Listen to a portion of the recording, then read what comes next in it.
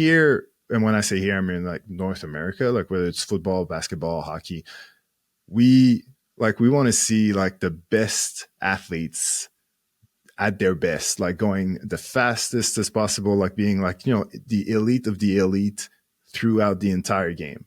So for that reason, we don't mind having breaks. Like we don't mind that football is always just like 10-second of action, then a break, 10-second of action, then a break. Where in Europe and Australia, they're more like there's these 11 guys going to war against these other 11 guys.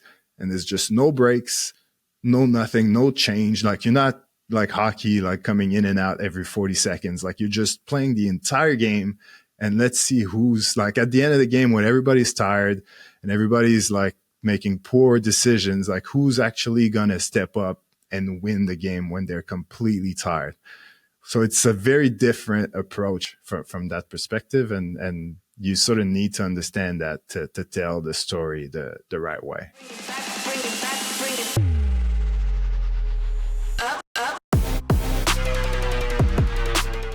All right. So welcome everybody to the first ever episode of Game Day Glare, which is a podcast. Well, first of all, if you're watching this, there's a chance that you might know me. I'm E, and you might know me from my YouTube channel, Beyond the Game, which is just like this podcast, fully dedicated to sports videography. And I'm here today with Lance, who puts the L in the E&L studio. What once was the E&L studio. How you doing, man? Yeah. From 2007 to what, 2010, I'd say? 11. Well, 2011. for me 2011. anyway. And Yeah. the sticker outside the door was there until 2020. Oh, so who took it off? Oh, they knocked down the walls to make a podcast studio, which we're not in. We're not in right now. We might take over and put the sticker back. Never know. Yeah, but yeah, this show, like I said, fully dedicated to sports videography. I'm obviously a sports videographer, and so is Lance. And I'll let you tell how this show came about because it was mostly your idea, to be honest.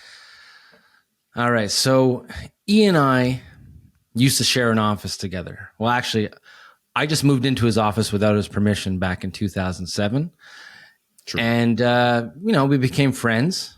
And then we always say we're going to work on projects. We're going to do stuff together. And then E moved away to Australia. So that kind of put a little wrench in those plans. And I don't know. I've been thinking about doing a podcast for a while. So I reached out to E since he already has a YouTube channel. And I said, hey, you want to start maybe a video podcast on sports videography? And E didn't hesitate. He jumped on right away. And here we are. Yes. Episode 1. So yeah, I guess the idea is to talk about, our careers, but like from it's well, just like my channel, really. It's to help like young up and coming sports videographers. So talk about gear, talk about, the industry, how to, get into it, how to get jobs, how to get clients, how to improve your skills, your equipment, all that sort of stuff, and conversations as well. And even honestly, the day to day, like, yes, sports videography is a good career. It's fun, but there's a lot of work that goes into it, and people don't realize how much work it takes. You're running from one place to another. You got to check your white balance. Your mic all of a sudden doesn't work. You have to troubleshoot all the time. So we're here to actually explain those things to you guys, and also give you a bit of insight of what it's really like to work with a pro sports team or for pro sports players, and then even how it works with amateurs too. True. And hopefully as well, we'll get some guests that, because we're both based in Montreal. So obviously we've got contacts over here, but we do want to get, people from other teams, other cities, other countries, maybe, who knows. So yeah, it'll be a mixed bag of everything. But before we get to all these other people, I think since this is episode 1, we should probably talk about ourselves just a little bit in case people don't know who we are. So, you want to go first? Sure, I'll go first. So I'll talk about how I started, and then we'll talk about how we met. All right. So I started in 2002 with the Montreal Expos, and I was lucky enough to get hired as a part-time cameraman. And by the time I got home from that interview, I was a full-time cameraman because someone left. So I was pretty lucky to be around an MLB team at 22 years old. And from there, my boss from the Expos actually left and went to the Montreal Canadiens, and she brought me with her. So I was just doing a game presentation, filming for broadcast for the first couple of years. And then in 2007, it all became about web videos and YouTube. And no one really believed in YouTube back then. So we started this Habs TV, which is still around today. And it was fun. It was a lot of run and gun, a lot of learning on the fly. But honestly, like, it really gave me the tools and the foundation to where I am now. So I'm still with the Montreal Canadiens. I still film for game presentation. But while I was with the Canadiens, E and I actually switched jobs. So I was the Habs TV guy for three or 4 years, and then E was doing it was GDG at the time, and Venco, which was the entertainment division. And I had a son and couldn't really travel that much anymore and stuff like that. So E and I swapped jobs, and I started working for what? Because I had no life. That's it.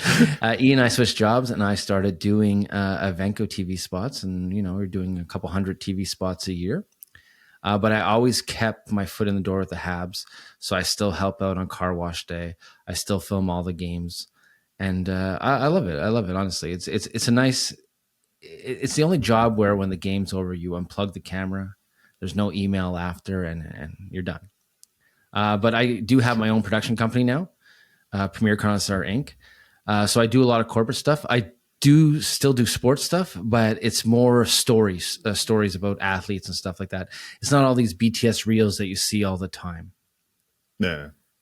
Yeah. So what type of stories then? Like features? So we did one on Marie-Philippe Poulin. I went to her parents' house in Beauce, sat down with her parents, her brother. They did like the new arena for her. They put all her Olympic medals there, everything. So stories like that, to showcase athletes and where they came from. And I like that. I like the storytelling part because it's not easy. Like, sometimes you throw some highlights together. Like, don't get me wrong, reels and highlights aren't easy either. But telling someone's story and making sure that they're happy with it after, it's challenging and it's fulfilling at the same time. True. Anyway, so that's my story. So there's a few things you said that I wanted to interrupt, but I decided to let you go. Like, okay, go for it. For example, you said a car wash.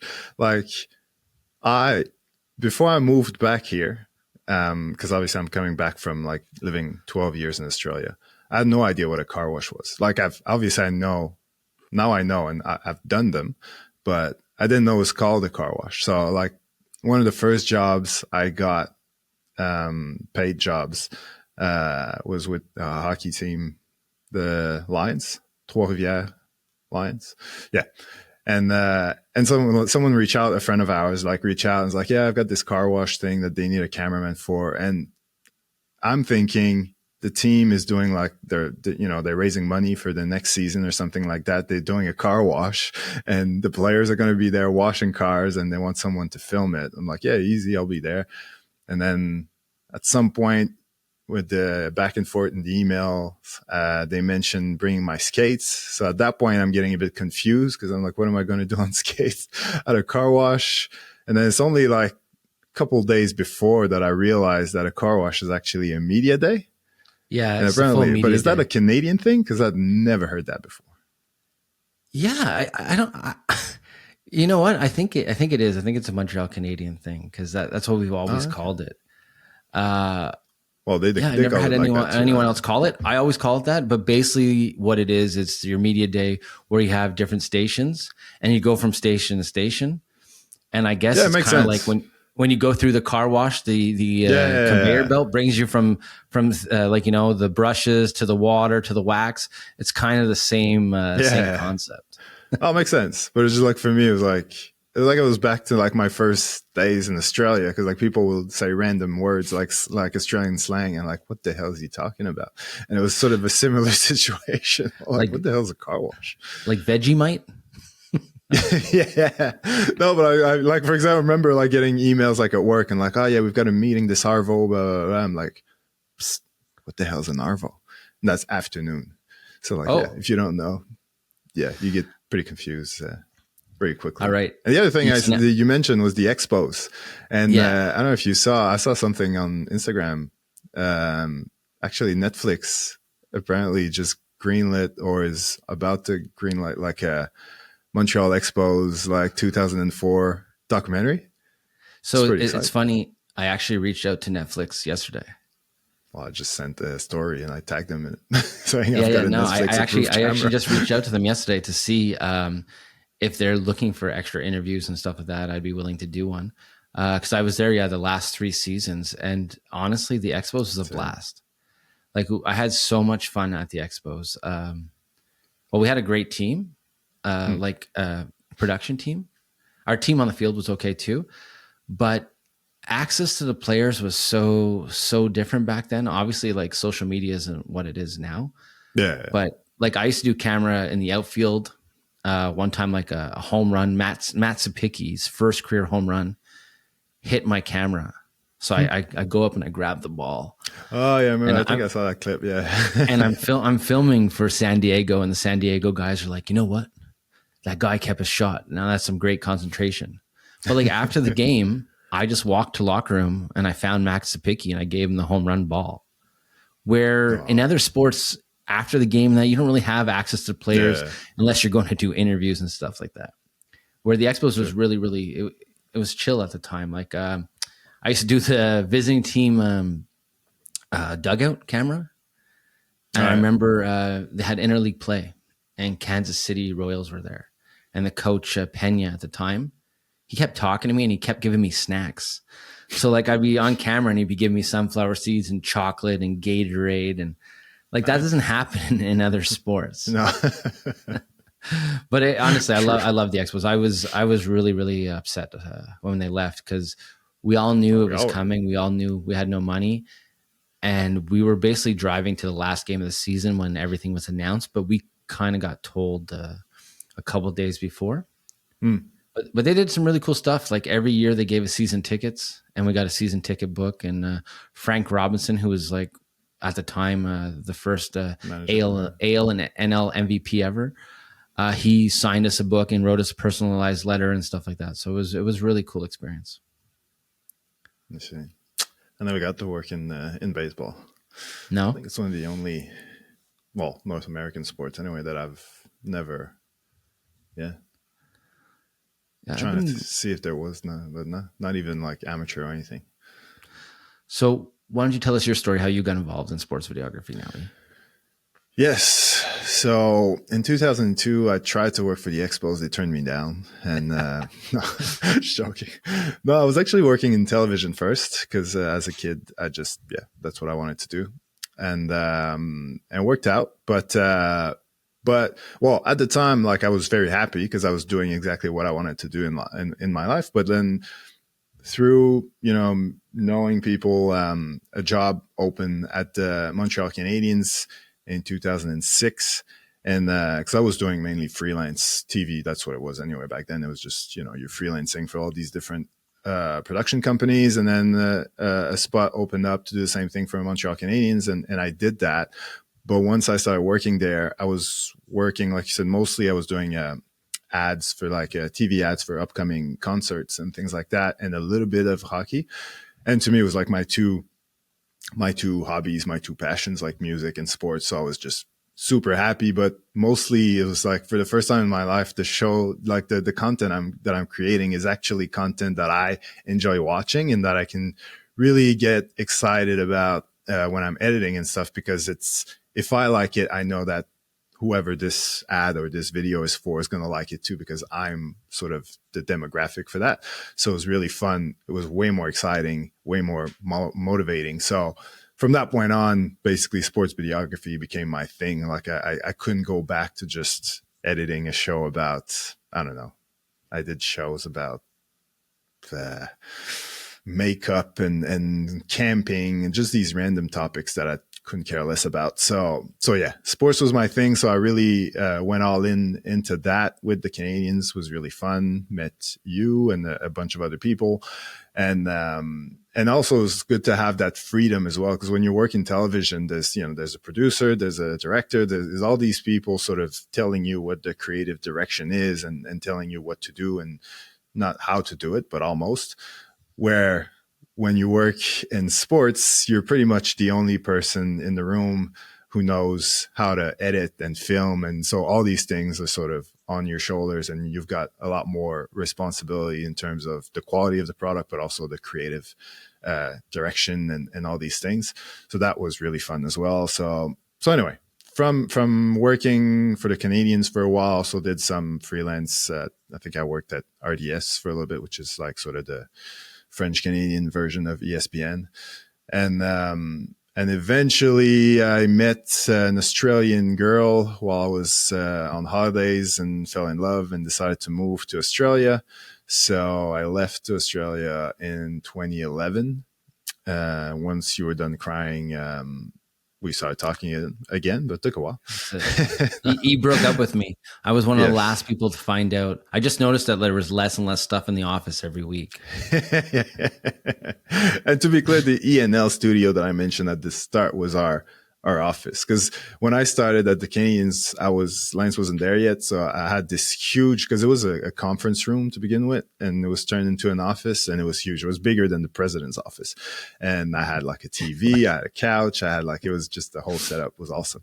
And then this guy shows up, and at first you were in the studio in the cold with where all the machines are and the AC, and it's just like, yeah, it was, it was a sad Wasn't ideal. It was not ideal. I was very proud of my office, so I didn't really invite you in, but then you would come in and say, hey, that's a nice office. Do you think I could use this desk over there? I was like, yeah, I guess you could. Yeah. And then, yeah, I think it was was it like a janitor or a security guy or something who came in with these stickers, and it's like, oh, we could do like ENL Studio. I think at first, because the host of the Have Stevie show her name was Sandrine, and he was like, ENL Studios or EL and S Studio. And we looked at each other and like, yeah, let's just go with ENL. Exactly. Yeah. It was one of the guys from Service Technique. He made all the stickers for all the lodges, and he came up. He surprised us one day. I remember walking up, and all of a sudden he was like, look, and it was written on top, E&L Studios. Yeah. So that was our spot. And that was a cool spot as well. Everybody would sort of hang out there, from the game day crew to marketing. Anyway, I won E over because there was no sofa until I arrived. And that was his Christmas present.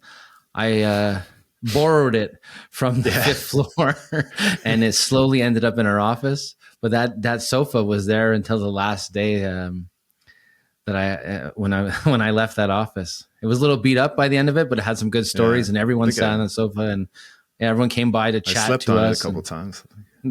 Yeah, we had many late nights in there, because while E and I were working together, it was one of the busiest times for the Montreal Canadiens. It was the Centennial, and the Centennial was wild.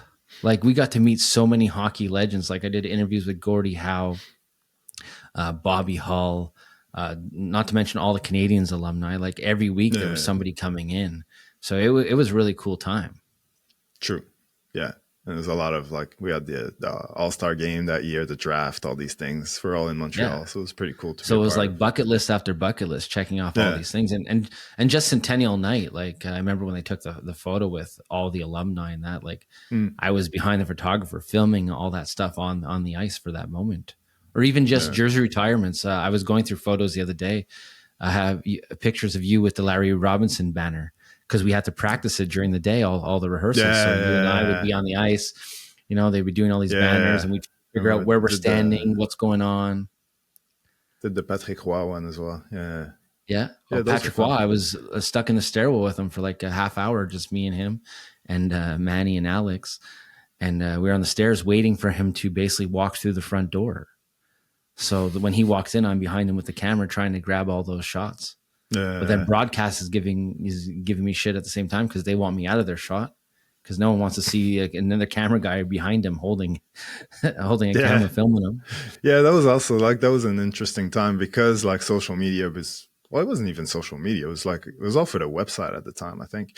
But because the web sort of video was becoming a thing, like we were getting more and more, and because we're working with the club, we have a lot more access than broadcast.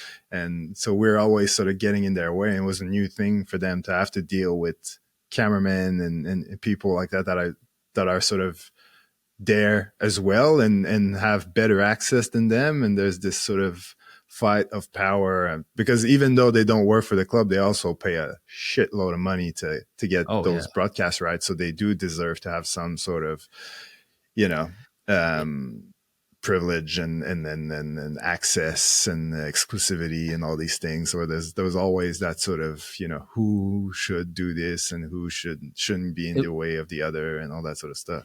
it was definitely a tug of war. I remember Yeah. honestly, my thing was I used to hang with a photographer, Bob Fisher, because he always put me in the right. Like honestly, I learned so much from him because he always put me in the right position to try and not be in everyone's way. But I was in his way. You know, I was always glued to him. But this way, I wasn't in anyone else's way, and he really showed me a lot on how to kind of be behind the scenes. And especially there wasn't as much BTS stuff as there is now. Like there's so much BTS footage that we had back then that we didn't show because they didn't think anyone wanted to do it. Like we did news shows, we kind of did features. We never did like reels or hype stuff really. We did for like a game presentation or for the team, but never for the web. We used to not even share our opening videos on the web back then. Yeah. Yeah. And even like you said, like behind the scenes stuff, like they were super scared of, you know, exposing players in a way that, you know, they might not like, or it's like No, exactly. everything had to be approved and reapproved, and it was much more complicated back then. Yeah, but I mean, they've adjusted since, and things are good now. But back then it was so new. So yeah, it was scary for everybody, right? Like, Yeah. the approval process was long, was very, very long. Yes, definitely. So I got a question for you, E. Mm-hmm. How different was it working in Australia to here in sports? Very, to be honest. Like, well, to a certain extent, because yeah, after I moved to Australia, the first year I worked again in TV, but it was like a sports dedicated sort of TV shows that I was working on. So it was still within my niche. But then that company sort of fell apart after a year or so. So after that, basically while I was there, I sort of realized that there's, especially in Melbourne, there's a lot more sports teams than like in Montreal. You've got, I don't know, 4 or 5, maybe 6. And that's now. Back then there was 3. But over there, you just got like just the AFL, which is the Australian Football League. I think it's got like 12 teams just in greater Melbourne area. So it would be like the NHL having like teams in Châteauguay and Laval, and you know, so yes, there's just so many teams to work with, but they have much smaller budgets. Like they don't own any stadiums. They just share. There's like 3 stadiums and they just rent them per game basically. So anyway, all that to say that I sort of saw an opportunity to just put together an agency. Well, put together, it was me basically. Just have like a production shop. Yeah, exactly, a video production sort of business that would be dedicated to sports videography, and I would work with different teams. And at first it was hard, like exactly like for that reason. Like I just didn't really understand the culture over there, and I was sort of ahead of my time, to be honest. Like when I got there, as far as sports videography is concerned, like I just felt like I went back in time like 5 years. Like the way they were handling things, and it's like everything back then. It's not like that at all now, but back then, Australia, like because pre-internet, obviously in Australia everything arrives late, whether it's music, movies, all these things. Like a movie that would come out in the United States in June would come out in Australia like it's September. And that's for different reasons. Like it's also because they would go to Australia and promote it. So they would sort of delay all that. But anyway, it felt like everything was sort of like that. Like everything would start in North America and then eventually get to Australia. So when I got there, the sports industry was a bit like that. It was like the things that they're doing now are things that we used to do like 4 or 5 years ago. So I sort of felt like I know exactly where this is going. I've lived it for the past 5 years. So I know exactly what to do.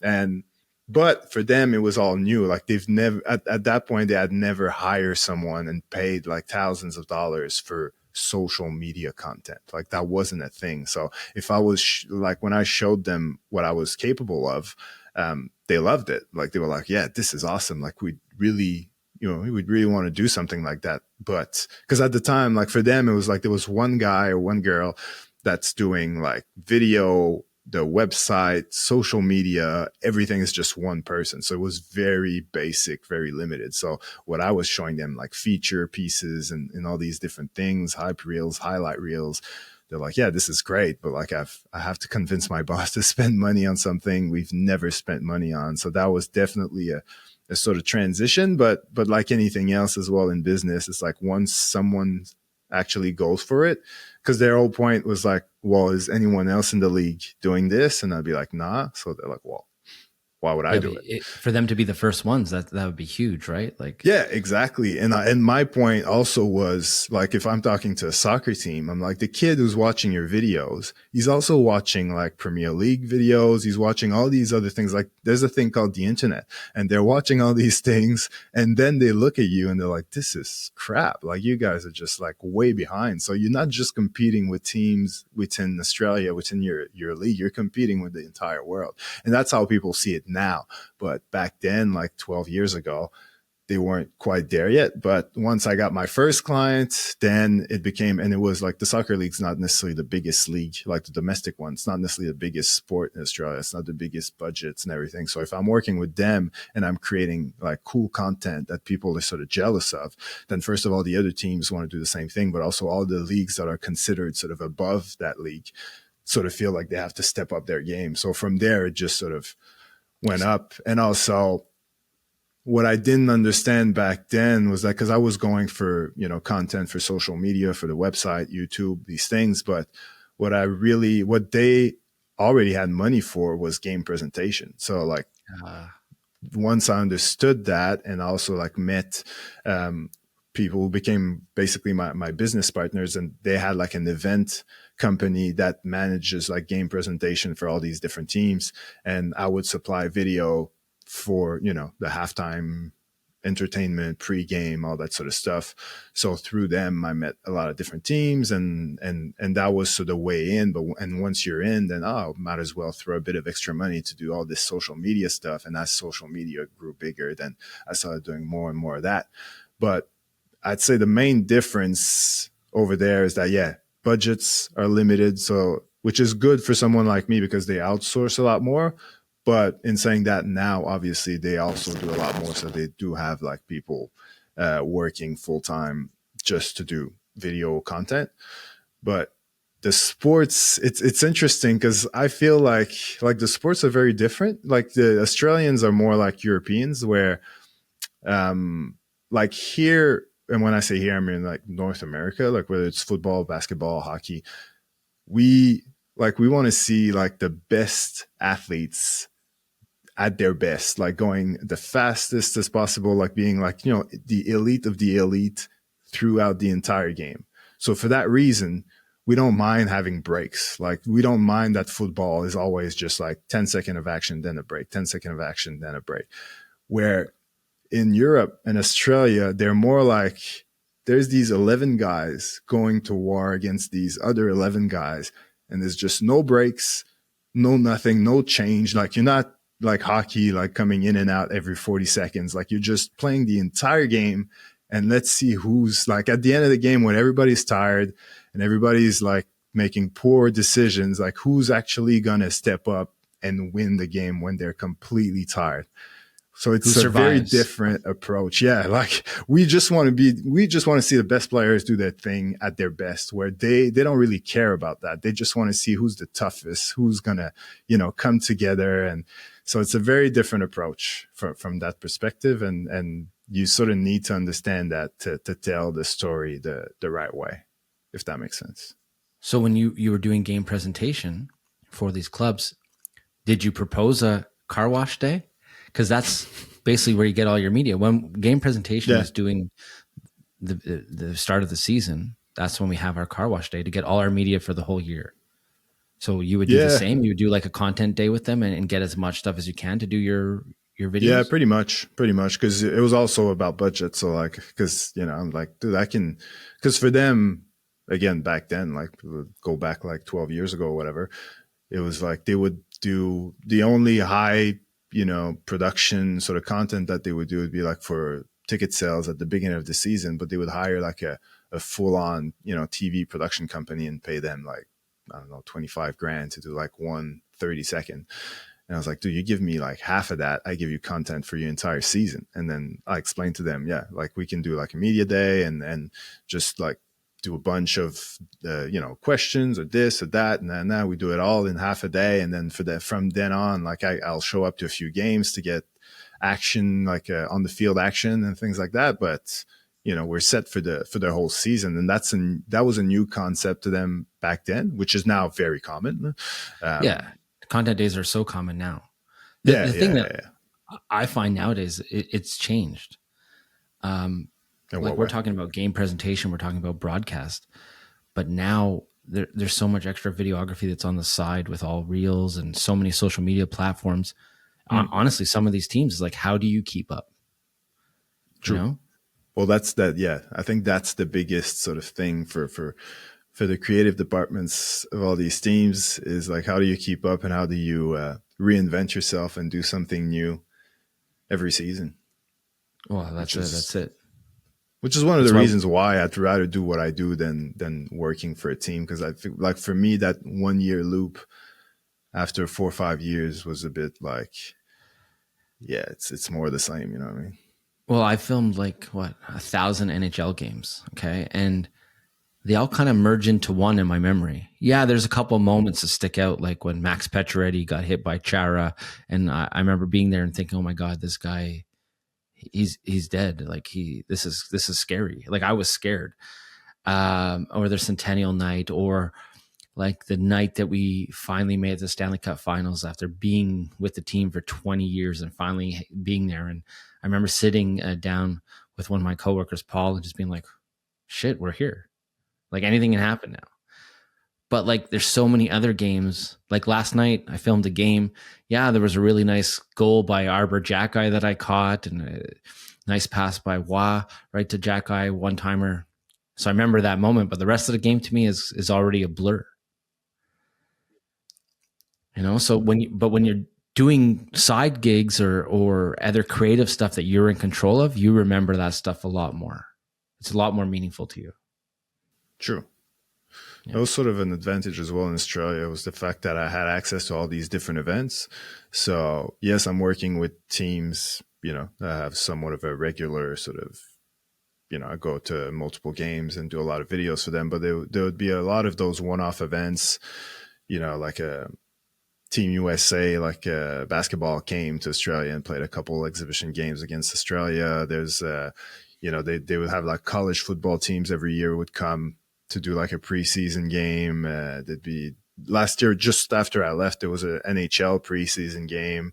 Yeah. There's all these like one-offs that are really cool. Like there was boxing. There was like there was a big boxing match with Haney, Devin Haney, I think his name is.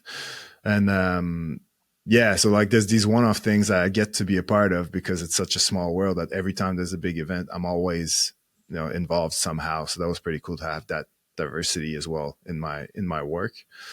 But yeah, that's what I like about sports. Like there's all these different events. There's all these, like the common denominator is that, the excitement and not knowing how it's going to end and how it's going to pan out. And well, you know, you don't know what's going to happen, and you're there and you're making the most of the situation. And sometimes you just, you got to sort of look back and appreciate where you are and where you have access to. Like, if, for example, that basketball game between Team USA and Team Australia, you know, front row seats were like $5,000, and I'm You're there. basically in front of them, to the point where my ass made it to Twitter because Russell, what's his name? I recognize that ass. Russell Crowe. Yeah, Russell Crowe was upset because he couldn't see, because there was people standing in front of him, and he's tweeting this picture of people standing in front of him. I was like, yeah, that's me. Yeah, but you're a big guy. You're 6'3", so that's you know, you're blocking his view. Exactly. No, you know what? Working in sports, you get to meet a lot of interesting people, and that's something that I can't stress enough, is make the connections. Because I remember when I was younger, I didn't always go out of my way to make those connections. I would do my job, and then I'd go home, or I'd do my job and edit my video and hand it off. And I thought staying out of the way, being quiet, just doing what you're supposed to do was the right way. But as I got older, it was meeting people, having fun while you're doing it, talk to people, you know, because it's an experience too. And honestly, you and I have been pretty lucky. Like when we worked with the Canadians, we didn't just film hockey or do hockey stuff. There was a lot of other events that came to town. Like just this year, I did like a basketball game for OKC when they were in town. We used to do a lot of stuff for George St. Pierre. Like we did this after party stuff. Like we were pretty lucky. And when the UFC came to town, we would be the team, the technical team for the press conference, because they would have a live. It was all streamed online back then. It was way before the ESPN deal, and met the guy, you know, work with the guy, the UFC guy who was in charge of running that, and then, you know, you meet him, you create this connection, and then fast forward a few years, I actually went to Vegas. He got me tickets for an event. And then when I worked at UFC events, I met him. So like you said, it's a small world, even though it's huge and there's all these different parts. It is a small world. And every time you meet people, it's very, it's the more connections and friends you make in this industry, the more jobs you get usually. Yeah. And you'd be surprised. Like I remember when I like back in 2007, when I started Habs TV, this one camera guy, I remember I didn't know him. He was stuck. He had no batteries. I lent him batteries.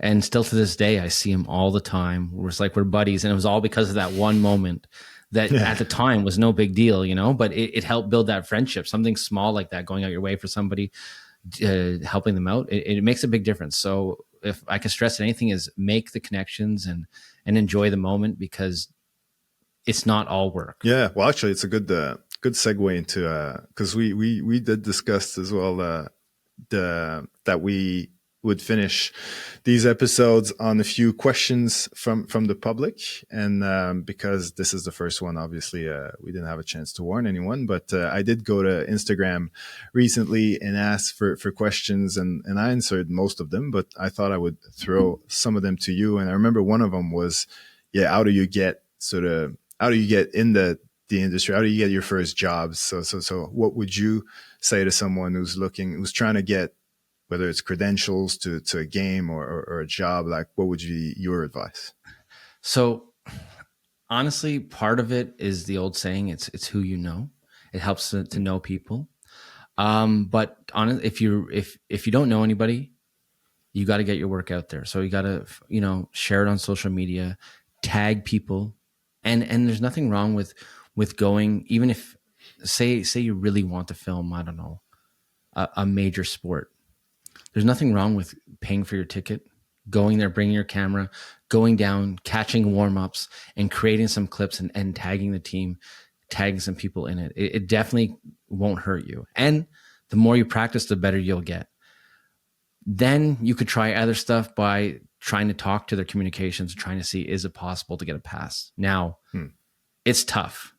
But if maybe you did it at the right time, like pre-season, then I would say that's a good time, because during the season it's hectic. Playoffs, forget it. Everybody's asking for passes. But worst case, to start when you're young, you have a good camera, you want to get some NHL shots, buy a ticket, go down by the glass for warm up, film the guys in the warm up, and try your best to do a little hype reel. And honestly, go to amateur sports. Amateur sports is a good segue, because there's a lot of people in amateur sports. Like, I'm just using hockey for example, but in Montreal, for say, if you filmed midget AAA, or well, sorry, now it's M18 AAA, or even if you went to a junior game, there's people on those teams that have connections higher up. So the more you film, the more you do little things for these teams, it will help you in your career and help you progress. Yeah. It's also good to have in your portfolio something that's relevant to the job that you want to get. So if you want to eventually go to the NBA, then having lower level basketball is definitely a good thing, because they can see what you've done at that level and say, yeah, this is exactly what we want for our team. So, you know. Exactly. And honestly, not everybody is looking for reels. Some people are looking for some storytelling too. So be creative with what you do, or hit up a team and with a story or a video concept, because it's nice when you have a video that tells a story too. True. And actually, another question that I got was like, how do you do, what was it? Let me find it. Oh yeah, there it is. How to storyline a video. Like, how do you go about, because in sports, it's not like you have like control of what's going to happen. So how do you storyline a video? It's tough. We used to try. I remember, like, we would have questions for guys after the games, and the questions depended on if we won or lost, because and these were pre-made stories. But if a guy loses a game, you can't hardly ask him anything but the game. If you want to ask him anything extra, you have to do that at morning practice, after morning practice, and that, right? Like, after a game, it's very, very touchy. Say, what's the question again? Go back to it one more time. I just want to. So how do you storyline a video? Like, basically, how do you sort of make it more of a, you know, has a bit more of a story than just sort of a hype reel that has no soul? Yeah, no soul. Yeah, it depends. I mean, you really got to figure out what story of that person you want to tell. Is it their origin story? Is it like their hero story? Is it like how they've overconquered something? Is it a specific thing? Like, hey, let's say we do your story. How you went to Montreal, you were in Montreal, you moved to, we just talked about your Australia story, how you found something that you really want to chase after. So that's the story, is why you're chasing after, it was a girl at the time, but why are you chasing after that goal? You know, but that's what you got to do. You got to figure out what it is of the story you're talking about. And even for me, like if you're looking at just like a game day sort of thing, my thing is like just pick like a perspective. So whether you pick like a particular player and you sort of tell his sort of whatever his story is during that game, or it can be the coach, and then if it's a coach, you can mic him up or something, or it can be like the rivalry between the two teams. It can be the history of that game, or the relevance of that game, or whatever happens. What happens if they lose or if they win? Like, you just sort of pick like a perspective and you film it from that. Yeah, with that story in mind, basically. You definitely have to go into every situation with a plan, some sort of plan. Now, that plan can change when you're there. There could be a storyline that happens when you're there. But if you show up to an event or to a game and you're just like shooting random stuff and you think it's going to come together in an edit, it doesn't work that way. Like, you know, you got to get establishing shots. You got to get some close-ups. You got to get fan reactions. You got to hope there's some good plays. You're constantly looking, and it's tough, man. It's tough. Yeah. You're running all over. That was another question actually that someone asked, was like, how many shots do you end up with? Like, because he felt like he had just way too many. And my answer was a bit like what you said, like just like film to edit, basically. Come in with an idea in mind. Don't just sort of spray and pray. Is that what they say? Yeah. Yeah. Spray and pray. Yeah. If I'm talking just game action, I need at least 4 or 5 angles of just game action to cut from. That's not including all the other B-roll stuff of fans and locker room or equipment, exterior shots, and maybe even like, hey, a drone shot. Those, you know, you could spend 25 minutes on a drone shot and you use 4 seconds of it. Yeah. You know, people don't realize. That's why you don't use drones. Way too much work. No, so it's tough. And especially like, you know, if you're one guy at a game, you're at one end of the court or one at the end of the field sometimes. And the action's happening at the other end. So you got to make sure you got the right lens on, or somehow you got to figure out, how do I get, if you capture that shot, how do I get that shot in my story? And sometimes there's great plays and you don't have record. You didn't hit record. Yeah. And that's tough. And it's always hard too letting go. Because catering came out. So it's like, oh, yeah, lunch is here. Like E and I the other day filmed a basketball game, right? And we were sitting during warm-up. There was no catering. There was no catering. We were sitting during warm-up. And we were talking about how some people film so much warm-up and then they have a hard time later because they got to let that footage go, but they want to use it because they spent 35 minutes filming it. Yeah. It's called killing your darlings. If you film too much, you just get so attached to all the work you put into it so that you feel like you have to put in the video. But the next thing you know, people are stuck watching like a, 50-second intro of just warm up slow-mo footage. And it's like, dude, get to the game already. Exactly. Especially when you got to hook them in the first 4 seconds. Yeah. Like it's tough. It's tough to gain people's attention. And it's one of the most valuable things that they can give you. True. Yeah. So I don't know if we answered your question. I think we answered everything but the question, but I hope. No, that was good. Yeah. There's plenty more questions, but I think, for now, we'll I don't know how long we've been going, but I feel like it's been a while. We better wrap it up. But if you do want to send us more questions, at the moment of this recording, I don't know if we have like a specific email, so I'd just say reach out to us. We'll add our DMs anyway, DMs. If we do have an email, we'll put it in the description or something. But otherwise, just DM us on Instagram. I'm at Beyond the Game. Yeah, at Beyond the Game TV, I think is the handle. And what's yours? Do I follow you on Instagram? Yeah. So I got 2 Instagrams going right now, but we'll create an Instagram for the real one and the secret ones. Yeah, that's it. I got my personal and my company one, but I'm not really that big on social media, to be honest. But you can follow me at Lance Double L. You can send it to me there. And also, in future episodes, we want to talk about like road trips, social media strategies, capturing the atmosphere. We're going to have some guests eventually, people who work in the industry that we've worked with or know of, shooting techniques, editing workflows, post-production tips, maybe even talk about drone video and sports. So our idea is asking the questions. Exactly. No, so our idea is to cover everything in sports videography and sprinkle in some stories from our past and present journey. Sounds good. So I'm that's excited. it. You're excited? I'm glad you're excited. So I guess that is it for episode 1 of Game Day Glare, right? Yeah, it's fun. All right. Well, thanks a lot, E, and I'll see you on the next episode. See ya. See ya.